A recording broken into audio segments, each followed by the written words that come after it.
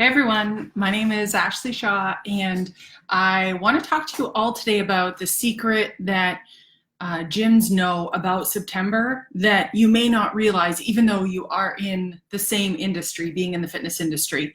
And before we get into this, I just want you to drop an emoji if any of the video is there's any delay or anything. I've heard from a couple people that sometimes there can be a delay. So just let me know, drop in the comments there if it is delayed at all. Okay, so here's the deal.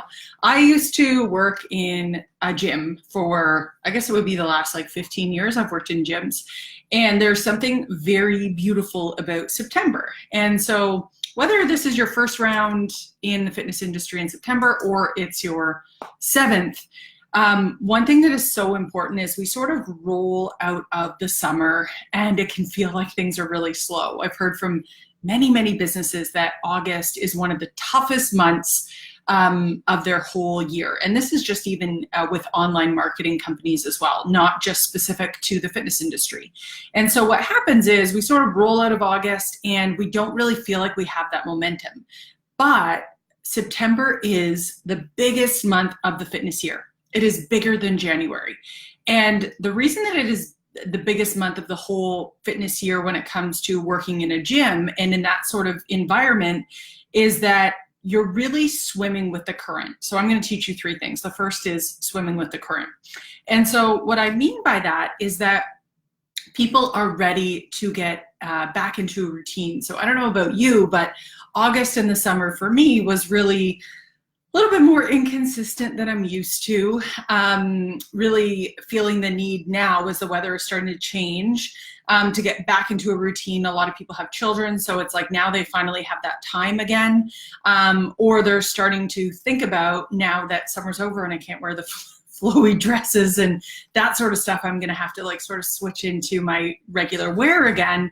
I really feel the need to get back into routine. So this is going to be heavy on the minds of all the people that are watching you post and your stories and all that sort of thing. So at this time of the year, even if your efforts, like you just put 10% more of your efforts into really being consistent with your posting, reaching out, inviting, all that sort of stuff, the rate of return is just going to be so much higher just because it is September. So that's the first thing I want you to know is that if you're feeling like you have maybe got off to a slow start in your business or you really feel like you need some momentum, this is the month that you're going to get it. You are swimming with the current and not against it. You'll get a lot of people say, oh, I can't afford it right now, or, I just don't have the time. Now is the time that people will want to join you. So make sure you follow up. You do all the things right now. Now is the time. So the second thing is we always talked about the discipline of daily activity. So what that really means is that it's easy to get caught up in our results. Like it's easy to get caught up in the fact that how many sales do I have this month? How many challengers have joined me? And get caught up in all those numbers, and then really take that to heart and allow that to decide how it makes you feel on a day-to-day basis. Like you look at your numbers, you've had a sale that week or today or however, wherever you're at in your business. And then you take that emotion and you bring it into everything else you do. So if you're not having a good day or not having a good week or not having a good month in your mind, whatever that means, you then take it into the rest of your life, okay? So this is not something that we want to do. Think about it this way. It's like if you had a client that was consistently weighing themselves every day and then determining based on that if they were going to follow their plan or not.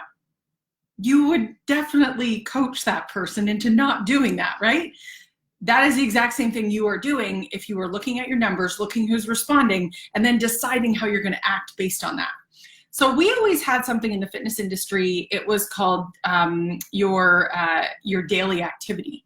So we had a certain number of phone calls we were going to make and tours we wanted to book and a certain number of people we wanted to see on a daily basis. And I know obviously in the Beachbody world, you guys have this too. This idea, we used to call it MDA, minimum daily activity, but we have the same idea of like how many people we want to invite and follow up with to make sure that we help enough people every month.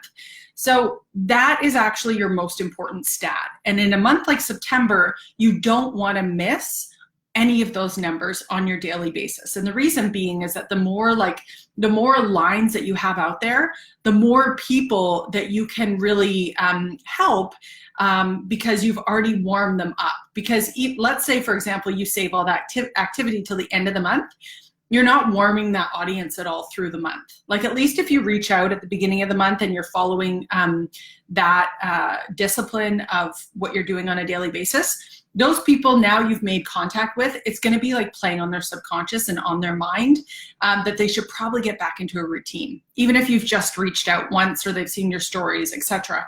It takes time. It takes about 6 times for someone to see something or think about something for them to actually jump on board and take action. So don't skip your daily activity. Make sure you really, really stick to it. Because what we used to see is that I would have fitness advisors and different people I would work with, the ones that like stuck out that activity every day, like they generated their leads, they talked to a certain number of people, they did all those things. By the end of the month, all those people would come flooding in. And so that was really, really important to stick to what you set out to do every day. And then the third thing that I really love about this month, and I think one thing you want to think about when you are onboarding coaches, is that this was always like, although it was like, we used to call it like drinking water from a fire hose. Like if someone started this month for us and we were training them, it was a tough month to onboard them, in the sense that it would be like they would be learning so much on the fly. Like they would be, touring people and taking them around without a lot of training. But it was the month to really show them what was possible, which is like beautiful, right? Like that is, if you can really show someone what it should feel like when they first get started and they have no other idea in their mind that, things are slow or anything like that, it's amazing what can happen when they already start with that mindset. So we would liken this to, this was the month we always talked about, the 1 minute mile. So if you guys haven't heard that story before, there were all these different things going around that a mile could not be run in under a minute, and that your body would break down, that your body would fall apart. And there were all these things that, because they'd never seen it happen, they thought it was impossible. And so once that person broke, Roger Bannister, I believe it was, broke that record, like all these other people started beating that. So this is the thing, is like, however you onboard a coach and bring someone onto your team, however they think things get done is the way that they're going to execute. So this is a really, really good month to bring people on, because they're going to see, oh, when I reach out, like there's a lot of people out there that want to get started on their goals. And they will continue that momentum with the right training and coaching along the way. So one other comment about the coaching side and the recruitment side of the business is that we're in the works of creating a funnel for those that are looking to bring on coaches. So it would involve everything from your freebie for the business side of coaching, to an email series, to posts, and really how to attract those coaches to your team. So that is coming up in the future.